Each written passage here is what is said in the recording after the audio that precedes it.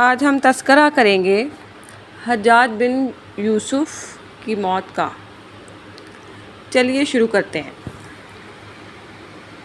حجاج کو عبد الملک نے مکہ، مدینہ، طائف اور یمن کا نائب مقرر کیا تھا اور اپنے بھائی بشر کی موت کے بعد اسے عراق بھیج دیا، جہاں سے وہ کوفے میں داخل ہوا۔ ان علاقوں میں 20 سال تک حجاج کا عمل دخل رہا۔ اس نے کوفے میں بیٹھ کر زبردست فتوحات حاصل کی۔ اس کے دور میں مسلمان مجاہدین چین تک پہنچ گئے۔ حجاج بن یوسف نے ہی قرآن پاک پر اعراب لگوائے۔ اللہ تعالیٰ نے اسے بڑی فصاحت و بلاغت اور شجاعت سے نوازا تھا۔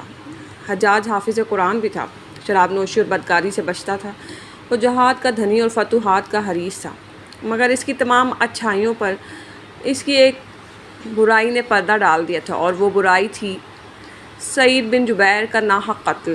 ایک طرف موسیٰ بن نصیر اور محمد بن قاسم کفار کی گردنیں اڑا رہے تھے، تو دوسری طرف حجاج خود اللہ کے بندوں، اولیاؤں اور علماء کے خون سے ہولی کھیل رہا تھا۔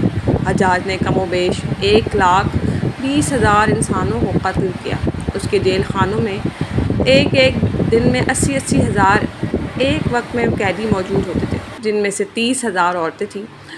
اس نے جو آخری قتل کیا وہ عظیم تابعی اور زاہد و پارسا انسان حضرت سعید بن جبیر رضی اللہ تعالیٰ عنہ کا تھا۔ انہیں قتل کرنے کے بعد حجاج پر وحشت سوار ہو گئی۔ وہ نفسیاتی مریض بن گیا تھا، اور حجاج جب بھی سوتا تھا، حضرت سعید بن جبیر اس کے خواب میں آ کر اس کا دامن پکڑ کر کہتے تھے کہ اے دشمن خدا، تو نے مجھے کیوں قتل کیا؟ میں نے تیرا کیا بگاڑا تھا؟ اس کے ساتھ حجاج کو بیماری لگ گئی جسے سمہیری کہا جاتا ہے۔ اس میں سخت سردی کلیجے سے اٹھ کر سارے جسم پر چھا جاتی ہے۔ وہ کانپتا تھا۔ آگ سے بھری انگیٹھیاں اس کے پاس لائی جاتی تھیں اور اس قدر قریب رکھ دی جاتی تھیں کہ اس کی کھال جل جاتی تھی، مگر اسے احساس تک نہیں ہوتا تھا۔ حکیموں کو دکھانے پر انہوں نے بتایا کہ پیٹ میں درد ہے۔ ایک طبیب نے گوشت کا ٹکڑا لیا اور اسے دھاگے سے باندھ کر حجاج کے حلق میں اتار دیا۔ تھوڑی دیر بعد دھاگے کو کھینچا تو اس کے گوشت کے ٹکڑے کے ساتھ بہت عجیب نسل کے کیڑے لگے ہوئے تھے۔ ان سے اتنی بدبو آ رہی تھی کہ جو پورے 1 مربع میل کے فاصلے پر پھیل گئی۔ درباری اٹھ کر بھاگ کھڑے ہوئے۔ حکیم بھی بھاگنے لگا۔ حجاج بولا، تم کہاں جاتے ہو؟ حکیم بولا، تیری بیماری زمینی نہیں آسمانی ہے، اللہ سے پناہ مانگ۔ حجاج جب ہر طرح کی تدبیروں سے مایوس ہو گیا تو اس نے حضرت حسن بصری رحمۃ اللہ علیہ کو بلوایا اور ان سے دعا کی درخواست کی۔ وہ حجاج کی حالت دیکھ کر رو پڑے اور فرمانے لگے، میں نے تجھے منع کیا تھا کہ نیک بندوں کے ساتھ چھیڑ چھاڑ نہ کرنا، ان پر ظلم نہ کرنا، مگر تو باز نہ آیا۔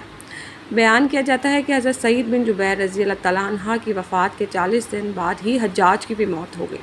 جب دیکھا کہ بچنے کا امکان نہیں تو قریبی عزیزوں کو بلایا، جو بڑی کراہت کے ساتھ حجاج کے پاس آئے۔